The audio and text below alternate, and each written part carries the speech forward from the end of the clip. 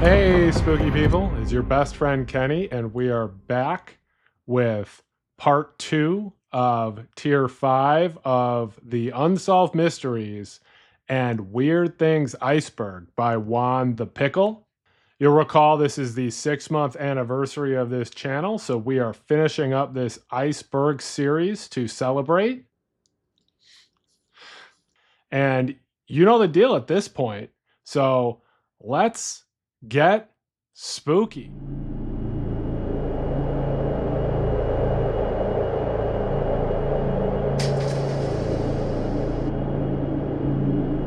Isaac Spragg.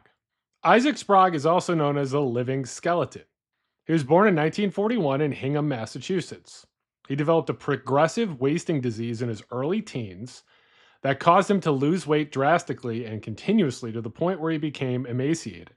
His exact condition was never definitively diagnosed during his lifetime. However, modern sources speculate about progressive muscular atrophy or some sort of progressive lipodystrophy, but these remain retrospective guesses. No one's actually going back to evaluate him. He was described as around 5'6" or 5'7", but his lightest recorded weight was only 43 pounds. Photos of him clearly show his bones and ribcage prominently visible. Due to his strange appearance, Isaac Spragg became a sideshow performer. He toured with circuses and museums, exhibiting himself as the original living skeleton. He found success in his career, and his condition was a public curiosity. Despite his condition, Isaac Spragg married and had 3 healthy sons. He attempted to live a normal life and worked at various jobs, including as a shoemaker and a grocer, before fully committed to the sideshow circuit due to financial necessity. It's kind of sad.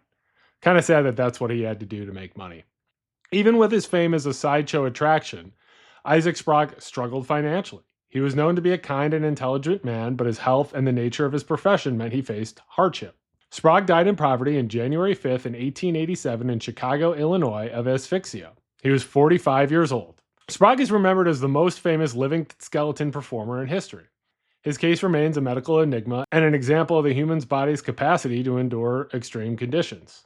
There would be many other living skeleton acts to follow in the sideshow world. It's important to understand that Isaac was a real person who suffered from a debilitating and ultimately likely fatal disease.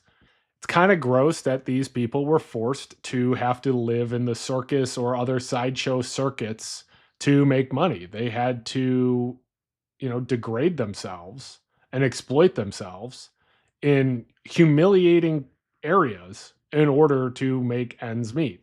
And that's sad. While we don't have circus sideshows today, while those have sort of fallen out of favor, we do kind of have similar things with social media. So I don't know. Have we really progressed that much of a society from this time? I don't know that we have. Jonathan. Jonathan the tortoise is a Seychelles giant tortoise believed to be approximately 192 years old as of 2025, making him the oldest known living land animal in the world. Look, I don't want to live to be 192. 100 is good. If I make it to 100, I am fine with checking out at 100. I don't need an extra 92 years added onto that, okay? He hatched around 1832. His age is estimated as he was not believed to be fully mature when he arrived in St. Helena in 1882. He currently resides on St. Helena Island, a British overseas territory in the South Atlantic Ocean. He lives on the grounds of a plantation house, the official residence of the governor of St. Helena. So he's basically like, he's basically in the government over there. He's an ambassador. We got a tortoise ambassador over there. Jonathan has lived through the terms of 31 governors of St. Helena. And his estimated age recently exceeds that of Tue Malila, who is previously recognized by the Guinness Book of World Records as the oldest tortoise ever recorded. Jonathan is a national treasure of St. Helena and a global celebrity, as he should be. And he is even on the St. Helena 5-pence coin. Pretty neat. I like Jonathan, and I'm glad he's going strong. Seen a lot in his time, that's for sure. Lonesome George. Lonesome George was a Pinta Island tortoise and the last known individual of that subspecies. He became a global icon for conservation and the plight of endangered species. He was discovered on Pinta Island in the Galapagos Islands in 1971. Pinta Island tortoises were thought to be extinct at that point due to overhunting by sailors in the 19th century and the habitat destruction from people introducing goats to the area. His discovery came as a surprise and raised hopes for the subspecies' survival. Scientists at the Charles Darwin Research Station on Santa Cruz Island in the Galapagos Islands took George into captivity to protect him and attempt to breed him. He was housed with female tortoises from other closely related subspecies, particularly from Espanola Island. Despite decades of efforts and various female companions, Lonesome George never successfully reproduced. When he mated with the females and eggs were laid, none of them were fertile. The inability to produce offspring cemented his status as the last of his kind and earned him the name of Lonesome George. Lonesome George became a powerful symbol of extinction. He represented the tragic consequences of the human impact on biodiversity and the irreversible loss of a subspecies. And this is a sad story. I can't imagine the deep sadness. Well, to be fair, I hear of this idea of a species being the last of its kind, and I find that to be deeply sad. Lonesome George died on June 24th, 2012, at the estimated age of over 100 years old. His death marked the extinction of the Pinta Island tortoise subspecies. The Hands Resist Him. The Hands Resist Him is the title of a painting created by Oakland, California-based artist Bill Stoneham in 1972. It's infamous due to an internet urban legend claiming the painting is haunted or cursed. The painting depicts a young boy and a doll standing in front of a glass door. Behind them, numerous hands are pressed against the glass. The boy is based on a photograph of Stoneham himself at age 5. The door is meant to represent the veil between the waking world and the dream world/afterlife. It was displayed in a fine art gallery in Beverly Hills in the early 1970s. According to Stoneham, art critic Henry Seldis of the Los Angeles Times reviewed it favorably.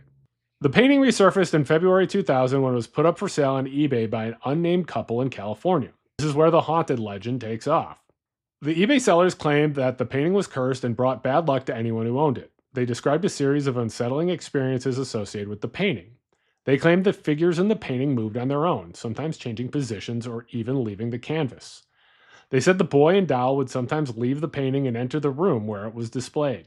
They reported that their young daughter claimed the figures in the painting were fighting and would cry or scream at night.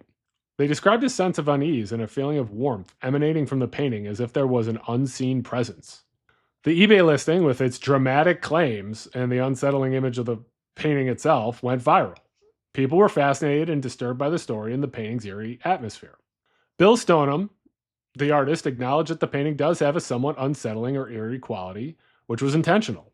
He said it was to depict a dreamlike or liminal space. However, Stoneham has firmly denied that the painting was actually haunted or cursed.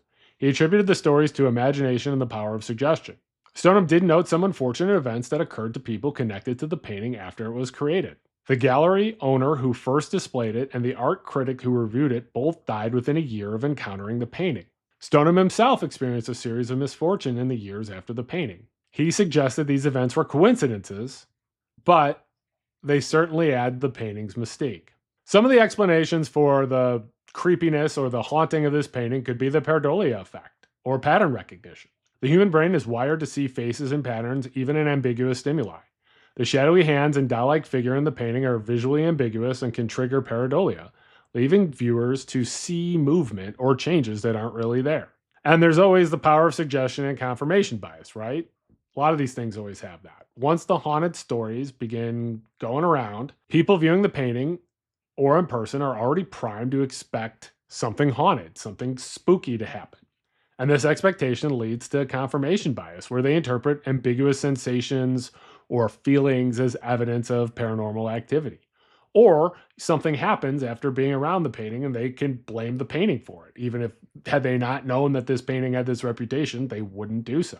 The internet and the eBay listing did a great job of amplifying and spreading the story. And the eBay listing turned the Hands Resist Him into a viral creepypasta. The painting was purchased on eBay by Kim Smith, who runs a paranormal investigation website in Chicago. It's kept in storage and is sometimes displayed at paranormal conventions or events. That sounds like a field trip that I need to track down and go do and shoot a video about. We'll see how spooky this painting can be. Honestly, I believe that the eBay listing was likely to hype up the eBay listing. That is also a pretty good explanation for what's happening with this painting. You're selling something on eBay and you want to get it sold. So what you do is you sort of exaggerate. I'm not even saying they're making these stories up, but you exaggerate the stories of the painting to get hype so it sells to somebody, so somebody buys it. Makes sense, right? The 1973 Stockholm bank robbery. You're going to recognize this one. The 1973 Stockholm bank robbery began on August 23rd, 1973, at the Creditbanken Bank on Norrmalmstorg Square in Stockholm, Sweden.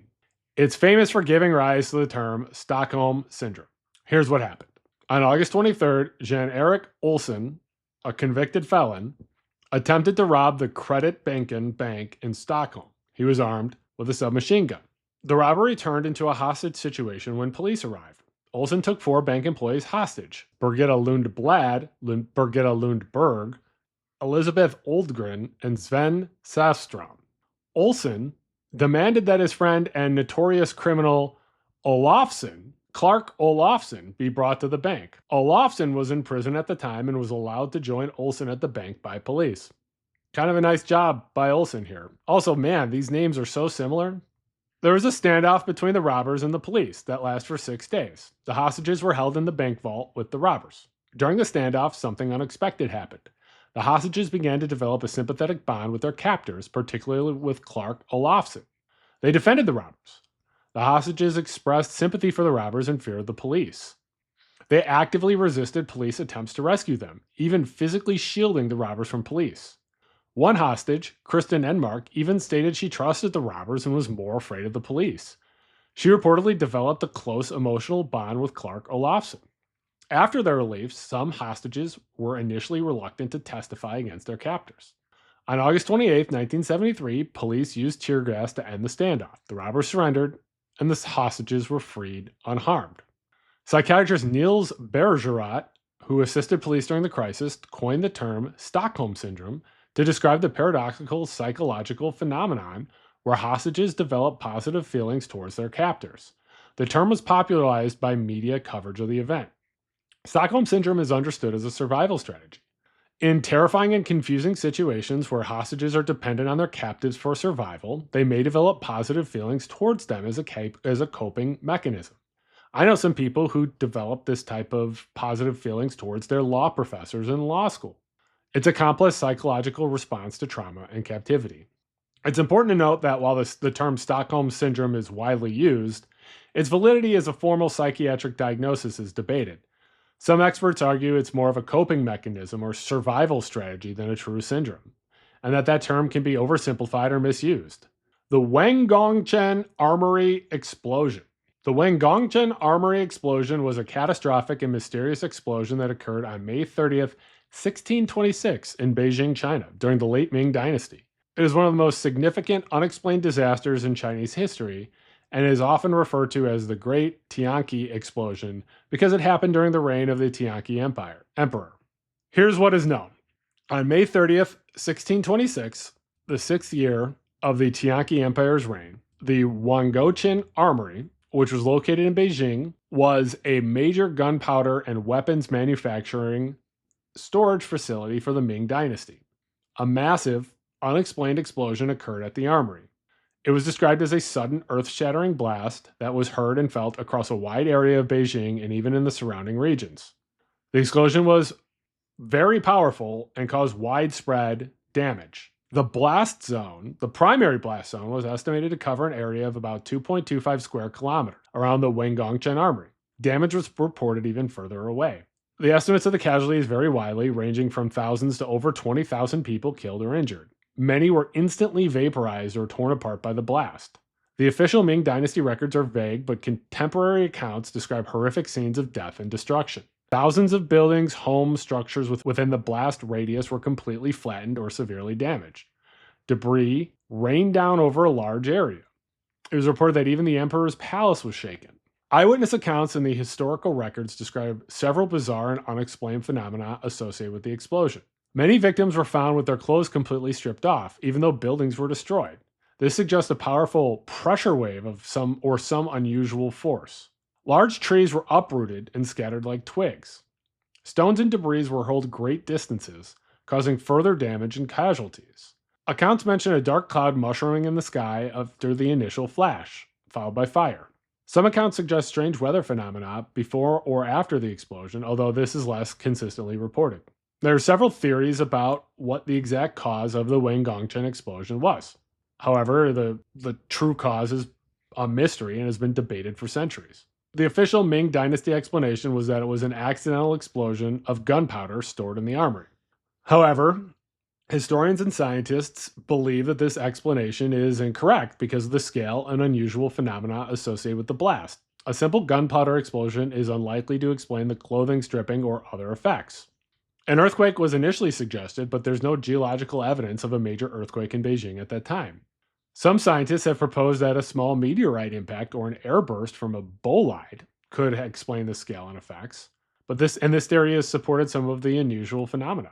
However, there's no crater or definitive physical evidence of a meteorite impact. A volcanic eruption has been suggested, but Beijing is not in a volcanically active area. A methane explosion, the buildup and sudden ignition of methane gas from the underground sources, has been suggested, but it's unclear if such a explosion could produce an explosion of this magnitude. Some have speculated that the army may have been experimenting with new or more volatile explosives beyond just gunpowder, and an accident occurred, which I think is probably the most likely response. And of course, because it's unexplained, there's always aliens. Now, I think the most likely situation here is they were experimenting with other types of explosion and other types of explosive things, other types of explosive compounds, and it led to this explosion. But nobody knows. The monster stuttering experiment. The monster stuttering experiment, or the monster study, officially known as the Tudor study, is a name often given to a controversial stuttering experiment conducted in 1939 at the University of Iowa. It was led by Wendell Johnson and carried out by his graduate student, Mary Tudor. The experiment is considered highly unethical by modern research standards and is cited as a dark example of psychological research gone wrong. Wendell Johnson, a prominent speech pathologist at the University of Iowa, Mary Tudor was Johnson's graduate student who conducted the experiment as part of her master's thesis. Johnson and Tudor wanted to see if they could induce stuttering in normally fluent children by falsely labeling their normal speech as stuttering and negatively reinforcing them. Oh boy. The study involved 22 orphan children at the Iowa Soldiers Orphan Home in Davenport, Iowa. The children were divided into two groups. Why orphans? Well, because they could. That's the answer. The experimental group consisted of children who already stuttered. Group 1A were stuttering children who were told they were not stutterers and that their speech was fine. They were encouraged to ignore any disfluencies and speak normally. The goal here was to see if positive reinforcement could improve their speech, contrasting with the negative reinforcement part of the overall study. The second group was a control group of stuttering children who received no intervention. Then there was a control group of normally non-stuttering children and the monster study group. These were non-stuttering children who were falsely told that they were stutterers. They were given negative feedback on their speech, told they should not speak unless they could speak correctly, and warned they were showing signs of stuttering. This is the group at the heart of the monster study controversy. The group of non-stuttering children were subjected to verbal harassment and psychological manipulation by Tudor and other resources. They were labeled as stutterers despite not being so. They were constantly criticized for their speech, told their speech was abnormal and that they should be ashamed. They were instructed to never speak unless they could speak perfectly. Contrary to the researchers' hypothesis, none of the normally non-stuttering children in the second group developed chronic stuttering as a result of the experiment.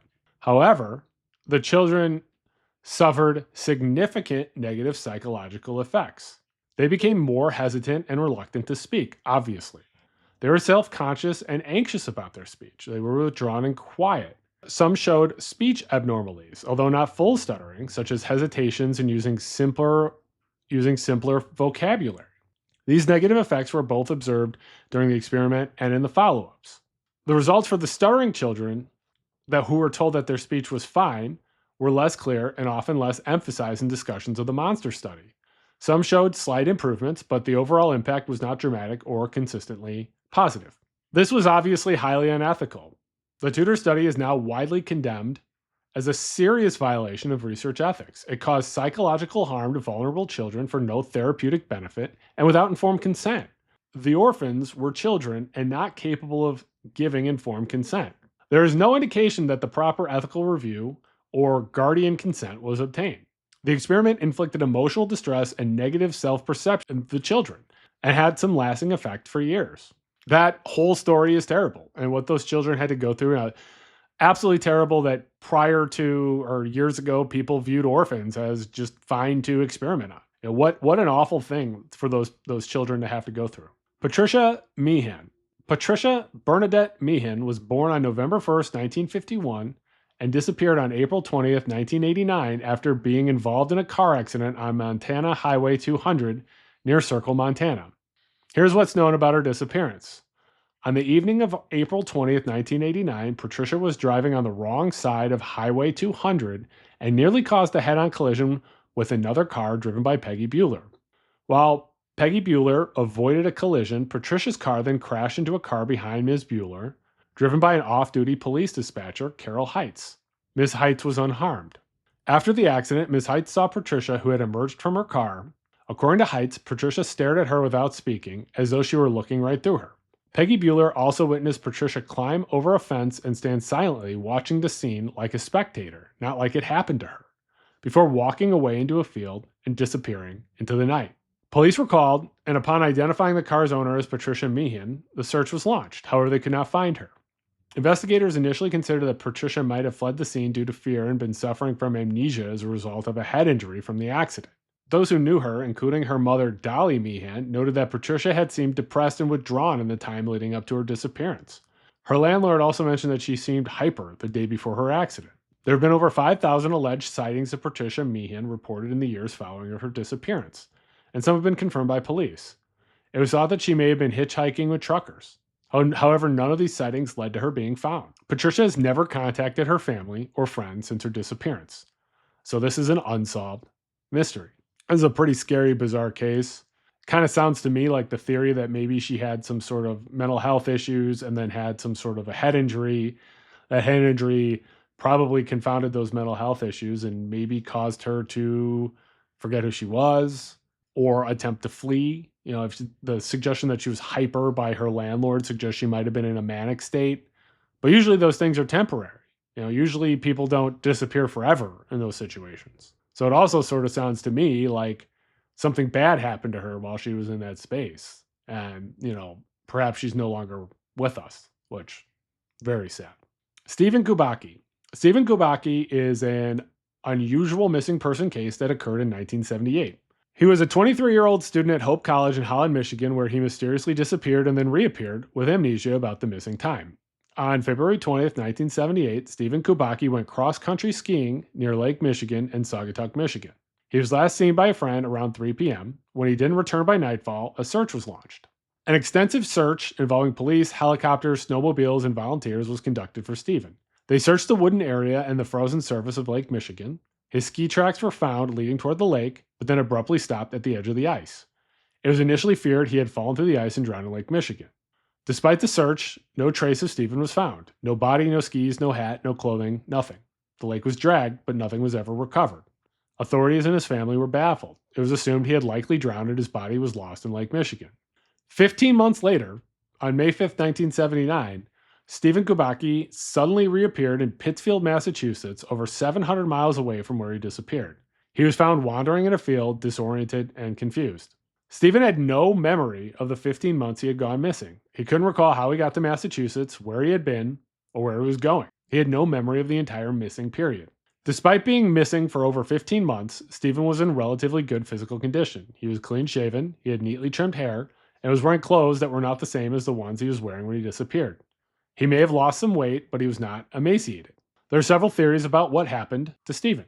The official explanation is amnesia and wandering, that Stephen suffered a dissociative fugue, a rare form of amnesia where a person wanders away from their life and loses memory of their past. In this theory, he wandered away from the lake, somehow made his way to Massachusetts, and then his memory spontaneously returned. However, 15 months is a significantly long period for this type of fugue or this type of condition. Some theories suggest he was kidnapped or abducted, possibly by unknown individuals or even aliens.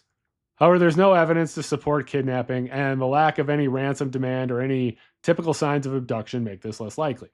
It's also possible that Stephen intentionally disappeared to start a new life, but his friends and family strongly dispute this. They say it would be completely out of character for him, and his genuine distress and amnesia upon a reappearance seem to contradict this theory. Others have speculated that an undiagnosed medical condition could have caused his amnesia and wandering, although no specific condition has been identified.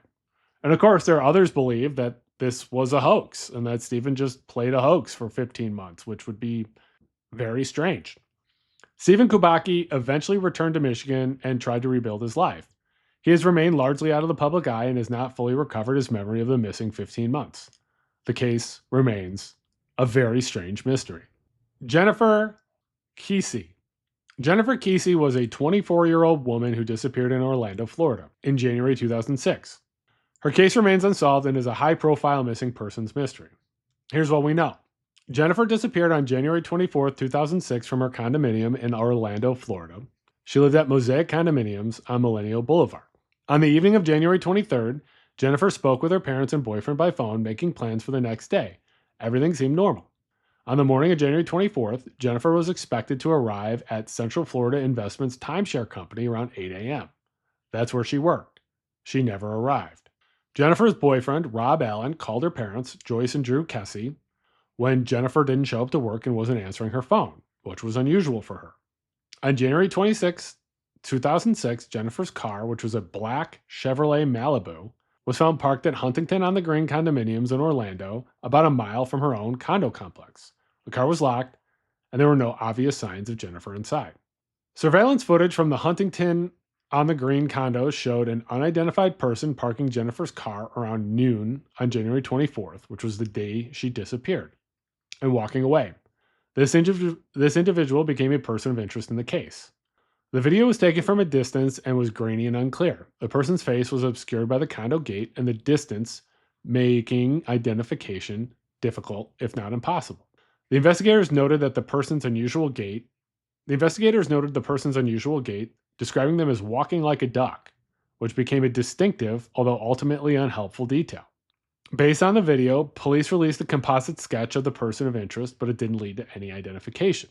When police checked inside of Jennifer's condo, they found no sign of forced entry or struggle. The condo appeared normal. It appeared as if Jennifer had gotten ready for work as usual. Her clothes were laid out. She had taken a shower. The items that were missing were her keys, her purse, her cell phone, and her briefcase. Over the years, there's been various theories and leads that have been investigated, but the case has not been solved.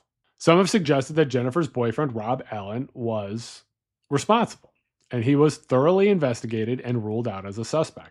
Others have noted that since Jennifer's condo complex was undergoing construction, that perhaps construction workers were involved in the disappearance. The most common theory is that Jennifer was abducted, possibly from the parking lot of her condo complex as she was leaving for work. There have been recent developments in this case that have now suggested that there may have been some type of struggle. Recently released police photos suggest that there may have been a struggle associated with Jennifer's car. One of the records states it looked like someone had been thrown on top of the hood, arms spread out, and then dragged back, almost like off of the hood. This is a new detail that's emerged, suggesting perhaps more occurred at the car than initially known or publicly stated. Her family has said that the car was left bearing signs of a struggle, and that despite investigators' previous claims otherwise, Orlando Police Department files showed DNA evidence was collected from the car. Despite the extensive investigation, media attention, and the family's efforts, Jennifer Kesse's disappearance remains unsolved. It's one of Orlando's most baffling missing persons cases and a source of ongoing mystery and heartbreak for the family and the people who love her. Yeah, I think it's most likely she was abducted and something bad happened to her. I hope I'm wrong about that, but it seems most likely she was abducted. Jodi Huisentruit was a 27-year-old news anchor for KIMT TV in Mason City, Iowa, who disappeared early on in the morning on June 27, 1995. Her disappearance is an unsolved mystery and one of Iowa's most famous unsolved mysteries. Jodi disappeared sometime between 4 a.m. and 7 a.m. on June 27, 1995, from the parking lot of her apartment complex, the Colony Court Apartments in Mason City, Iowa. Jodi had been scheduled to anchor the KIM TV morning news that day. She overslept and called the station at 3:40 to say she was running late but would be in soon. She then got ready for work and was planning to leave for the station. When Jodi didn't show up for work, colleagues became concerned. Police were called, and investigators found the following in the parking lot of her apartment complex. They found her red Mazda Miata parked in her usual spot. Near her car, police found evidence suggesting a struggle had taken place. There were scattered items. Jodi's keys, shoes, hairdryer, and a can of hairspray were found scattered around her car. One of her card keys was found bent. An unidentified male palm print was found on the trunk of the car. Despite the signs of a struggle, Jodi herself was nowhere to be found. Over the years, numerous theories and suspects have been considered in Jodi's disappearance, but no one has been charged in the case. A person of interest, John Vancees, who was a neighbor and friend of Jodi's, became a person of interest early in the investigation. He lived in the same apartment complex and had reportedly helped Jodi move in. Police interviewed him multiple times and he failed a polygraph test related to Jodi's disappearance. However, he was never charged, and he maintained his innocence. Vancees died in 2018. There is speculation about a possible love triangle involving Jodi, her boyfriend, and possibly other individuals may have led to her disappearance. Another possibility is a random abduction. A significant challenge in the case has been the lack of a clear motive for Jodi's disappearance. She was well liked and had no known enemies, and there was no apparent reason for someone to want to harm her. The case remains officially unsolved and open, and the Mason City Police Department and the Iowa Division of Criminal Investigation have worked on this case for years. There has been a dedicated and long-running community effort called Find Jodi to keep Jodi's case in the public eye and generate leads. This includes the website findjodi.com and ongoing advocacy to find answers for her disappearance. Each year on the anniversary of her disappearance, June 27th, there is renewed media attention and calls for information in the case. Despite the passage of time, Jodi's family, friends, and the community in Mason City have never given up hope of finding out what happened to her. All these disappearance cases are always so sad. You know, it's terrible enough to lose a loved one, and it's even worse when you have no closure about what happened to them. Count Xavier Dupont de Ligonnès is a French aristocrat who is the prime suspect in the Nantes family massacre of April 2011.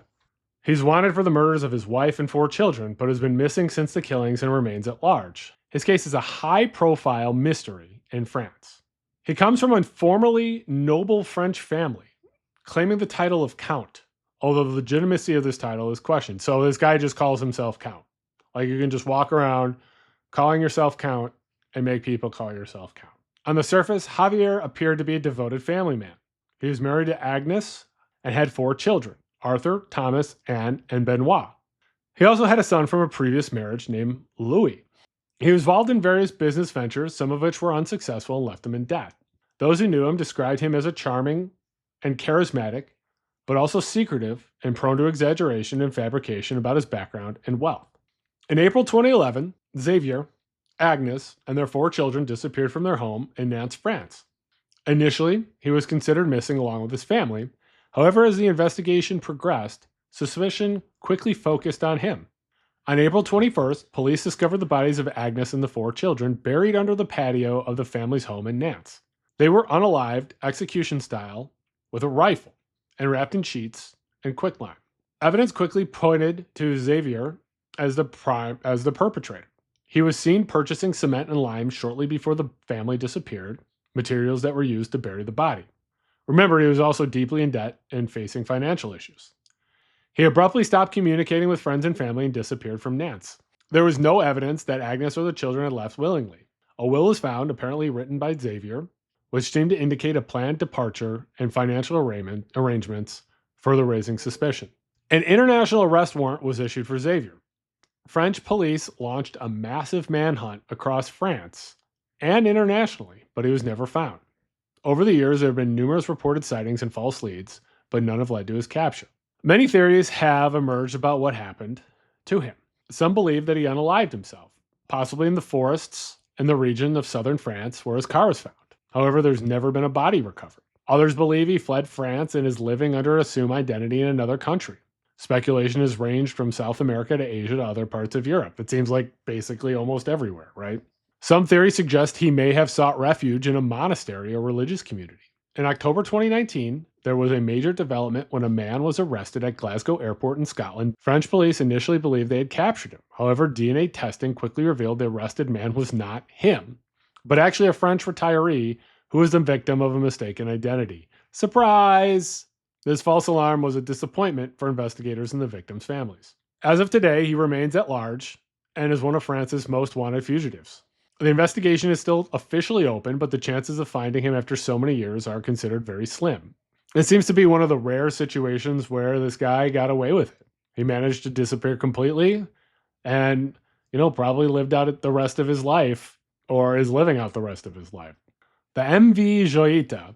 The MV Joyita, which is often called the ghost ship of the South Pacific, was a merchant vessel that became famous after it was found adrift and deserted in the Pacific Ocean in 1955. The mystery surrounding its disappearance and the fate of its 25 passengers and crew remains unsolved and is the subject of numerous theories and speculations. Joyita means jewel or little jewel in Spanish. It was a luxury yacht converted into a merchant vessel. It was considered well built and seaworthy, though it had reported some minor issues in the past. It was originally owned by film director Roland West, but he later sold it. At the time of the disappearance, it was chartered for a trip to transport cargo and passengers from Samoa to the Tokelau Islands.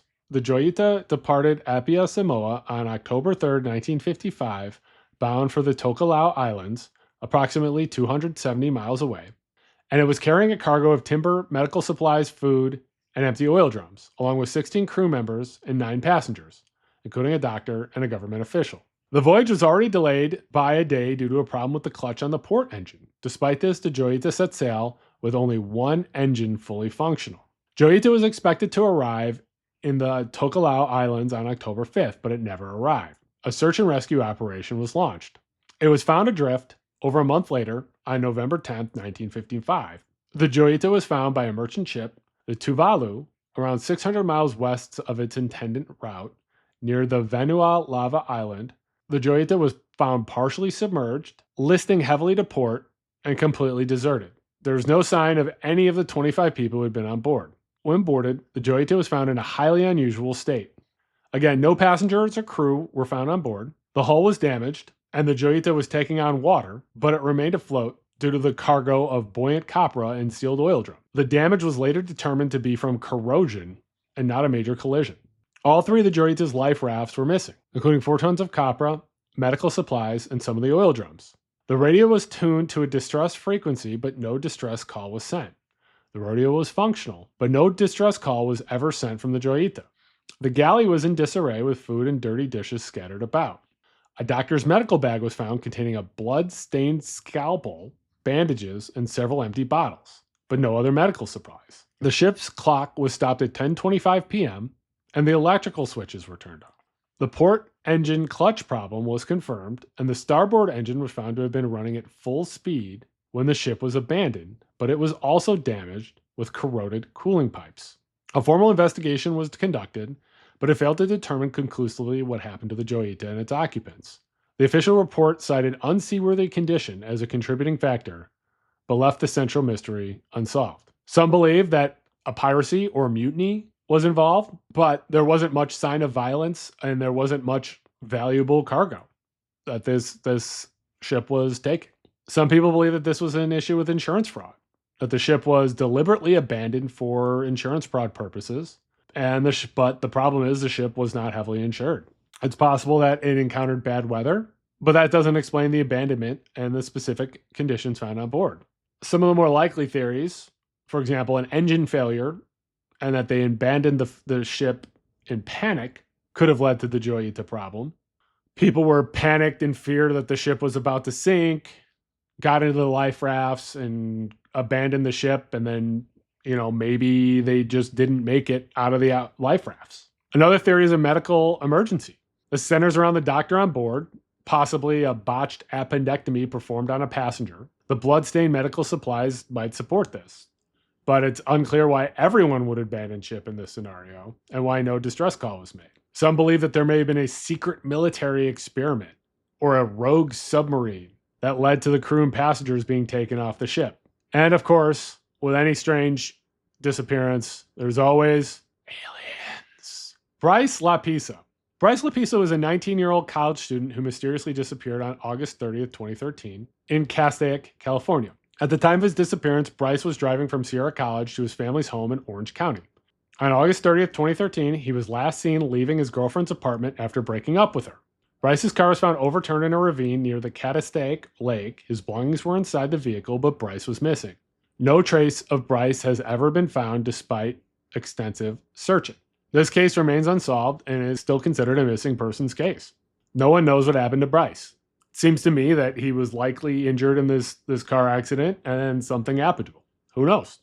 The I-70 Killer. The I-70 Killer is a nickname given to an unidentified serial killer who is believed to be responsible for a series of murders of young women working at adult bookstores and motels along Interstate 70 in the Midwestern United States during the early 1990s. The murders occurred primarily between 1992 and 1994. The murders took place along or near Interstate 70 in Indiana, Illinois, and Missouri. The victims were often found in rural areas or small towns near the highway. The victims were typically young women, often described as petite, who worked as clerks or employees at adult bookstores, motels, and sometimes gas stations near I-70. The MO of the I-70 Killer typically involved robbery, and then the victims were unalived. The victims were usually unalived by a .38 caliber handgun. The murders often occurred during the daytime, which was unusual for serial killers who typically operate at night. In most cases, there was no evidence of SA. And this is what initially led some investigators to believe that robbery was a primary motive. However, the meticulous nature of the unalivings and the targeting of vulnerable women suggest that that's not the motivation. The exact number of victims officially attributed to the I-70 Killer is debated. Patricia's death predates the main I-70 killings, but she is considered possibly one of the victims in some discussions. The case spans multiple states, Illinois, Indiana, Missouri, making the coordination and the investigation complex. In some cases, the evidence is limited and has degraded over time. For many years, there was no DNA evidence directly linking the cases, although DNA technology has later been applied. Law enforcement developed various profiles of the potential killer, suggesting he might be a long-haul truck driver, a traveling salesman, or someone who frequently traveled along I-70. Diao Aking was a 19-year-old Chinese student who was brutally murdered in Nanjing, China in January 1996. Her case is known as the Nanjing Incident and remains one of China's most infamous unsolved mysteries. The gruesome nature of the crime and the lack of resolution have made it a subject of intense public interest and speculation for decades. Here's what happened. Diao Aking, who was 19 at the time, was a first-year student at Nanjing University, majoring in computer applications at the Department of Information Management. She was from a rural area of the Jiangsu province, and she was described as shy and introverted. She disappeared on January 10, 1996. On the evening of January 9th, Diao reportedly angered her roommates after using their mahjong tiles and being sarcastic when they expressed their displeasure. This seems to be a relatively minor incident, but is noted in most accounts. After this dispute, she left her dormitory room at the university. She told her roommates she was upset and was going out for some air. This was around 6:40 p.m. She never returned. 10 days later, on January 19, 1996, a street sweeper in Nanjing made a horrific discovery. Body parts were found scattered in different locations near Nanjing University. Her body had been brutally dismembered and cut into approximately 2,000 pieces. The cuts were described as very clean and precise, suggesting someone with anatomical knowledge and perhaps specialized tools. Some reports speculate a professional butcher or someone with surgical or military training. Some of the body parts were found to be cooked, boiled, or steamed, and packaged into plastic bags, along with clothing and bed sheets, and then disposed of in various garbage cans around the city. It's believed that this was done to reduce suspicion and facilitate transportation and disposal. Initially, the head and torso were not found. However, these were found later. The Nanjing police launched a massive investigation involving thousands of officers. It was one of the largest and most expensive investigations in Chinese history. In 1996, there was limited forensic technology, and DNA analysis was not as developed, and this had hindered the investigation. The extensive dismemberment and scattering of body parts made evidence collection and analysis very difficult. And despite the scale of the crime and the investigation, police struggled to find solid leads or witnesses. Over time, various potential suspects were investigated and ruled out. And despite years of investigation and renewed efforts, the case is unsolved. The Yogurt Shop Murders. The Yogurt Shop Murders refers to an unsolved quadruple homicide that occurred at an I Can't Believe It's Yogurt shop in Austin, Texas. Do those still exist? 4 teenage girls were tragically killed in what remains one of Texas's most horrific cold cases. On December 6, 1991, firefighters responded to a fire at the I Can't Believe It's Yogurt shop in Austin. After extinguishing the blaze, they discovered the bodies of 4 teenage girls inside. The victims included Eliza Thomas, who was 17 years old and an employee, Jennifer Harbison, who was 17 years old and an employee, Sarah Harbison, who was Jennifer's sister and a customer, she was 15, and Amy Ayers, who was 13 and was Sarah's friend and a customer. The girls were found in the back storage room of the yogurt shop. They'd been shot execution style in the head with a .22 caliber lead bullet. 3 of the girls were gagged and bound and had been severely charred by the fire, which is believed to have been intentionally set to cover up the crime. Amy Ayers was found separately, not charred, but burnt, and had a cloth around her neck, and she had also been shot. The crime scene was severely compromised due to the fire, and the sprinkler system was activated by the fire, further damaged the scene.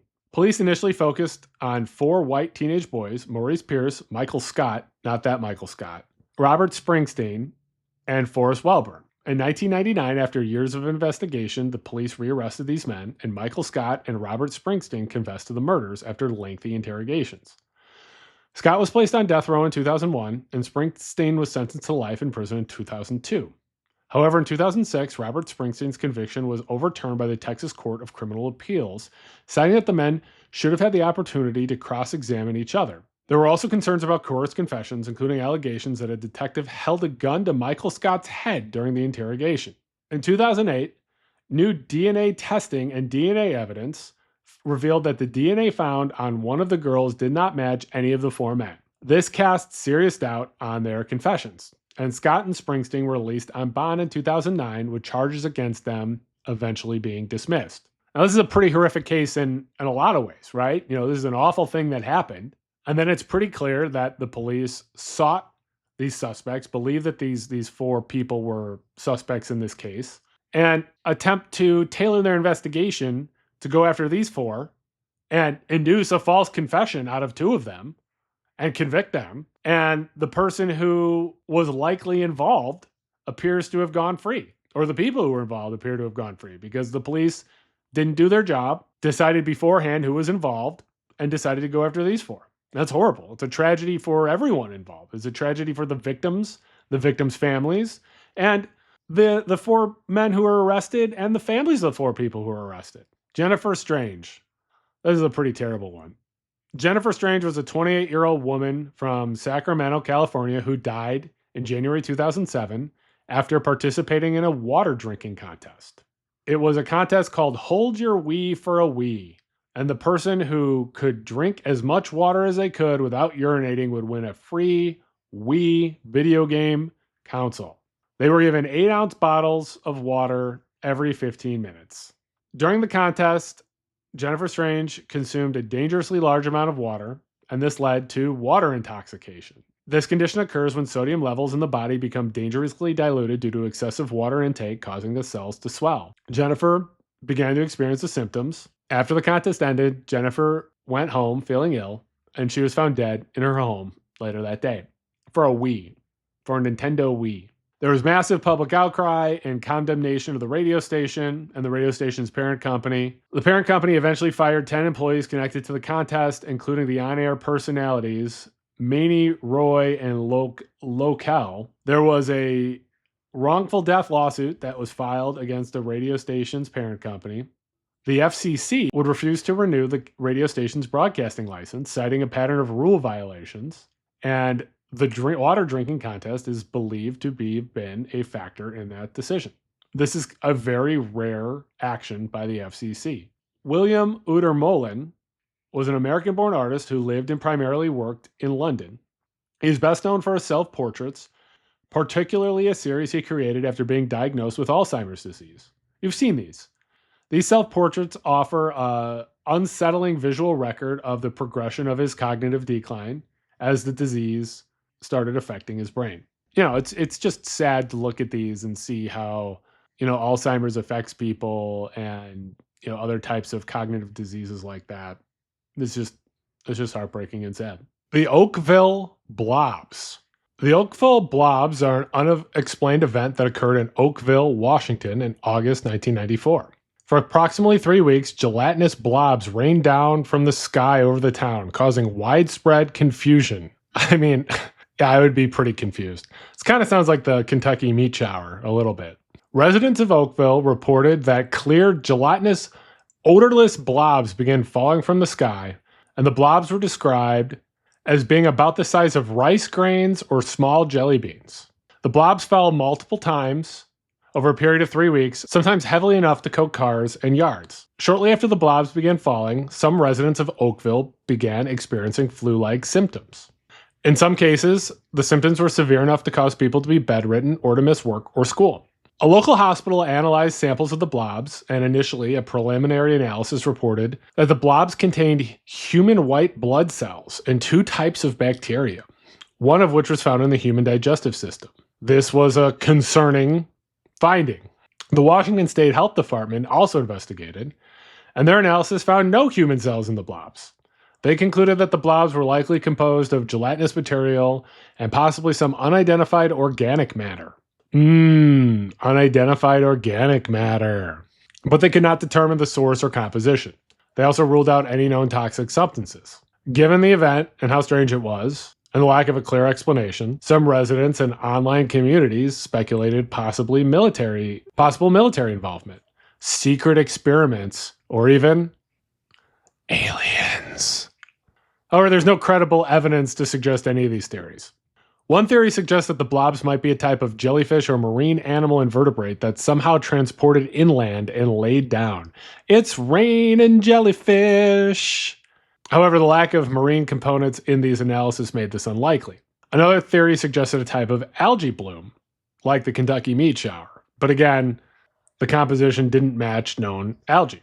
There is a theory that it was airplane waste. However, blue ice, as it's known to be the frozen waste from airplane toilets, is generally blue and ice-like, not gelatinous and clear. Also, the volume and duration of the Oakville event made this less likely. Despite the investigations, the nature and origin of the Oakville Blobs remain unexplained, and the official explanations are inconclusive, and the initial hospital analysis reporting that they were human white blood cells or that there were human white blood cells involved remains controversial and unofficial. Sierra Sasquatch noises are a series of audio recordings in the Sierra Nevada mountains of California. Sierra Sasquatch noises are a series of audio recordings made in the Sierra Nevada mountains of California in the early 1970s. These recordings are significant in the Bigfoot Sasquatch communities because some researchers believe they capture vocalizations that could be evidence of Sasquatch language. The recordings were recorded between 1971 and 1972 by Ron Moorhead and his associate Al Berry in a remote area of the Sierra Nevada mountains.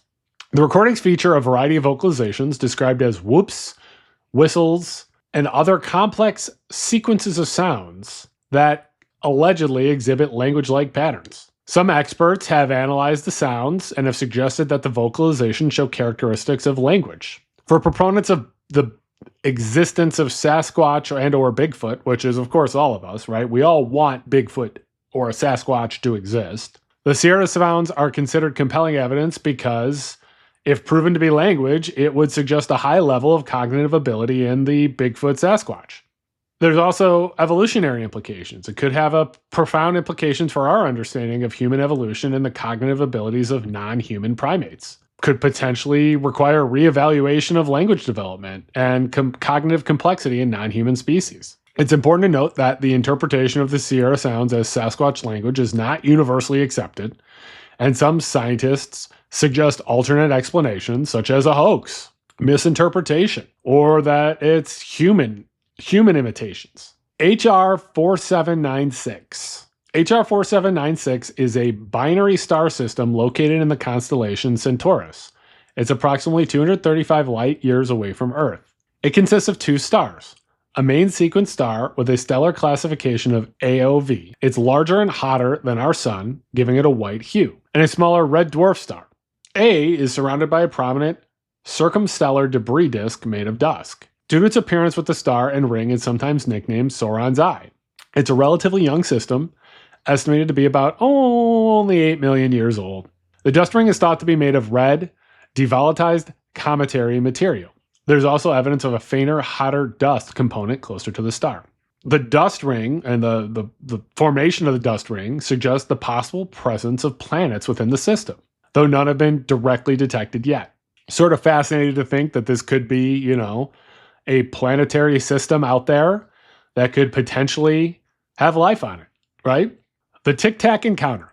Tic Tac encounter refers to an event involving unidentified aerial phenomenon, UAP, that's what we call UFOs now, by the way, witnessed by U.S. Navy pilots in 2004. It's often cited as one of the most compelling pieces of evidence in the modern discussions of UAPs. In November 2004, off the coast of Southern California, approximately 100 miles out to sea, near Catalina Island, pilots and radar operators witnessed objects on the radar that were primarily oblong, white, and smooth, resembling a large Tic Tac candy, approximately 40 feet long. No visible wings, rotors, or other means of propulsion. For about 2 weeks prior to the visual encounters, the USS Princeton's radar system had been tracking unidentified aerial vehicles operating in the area. These objects were observed descending from very high altitudes to sea level in a matter of seconds, performing maneuvers that seemed beyond the capabilities of known aircraft. On November 14, 2004, Commander David Fravor and Lieutenant Commander Jim Slight were slated with the task of investigating the radar contacts during a routine training mission.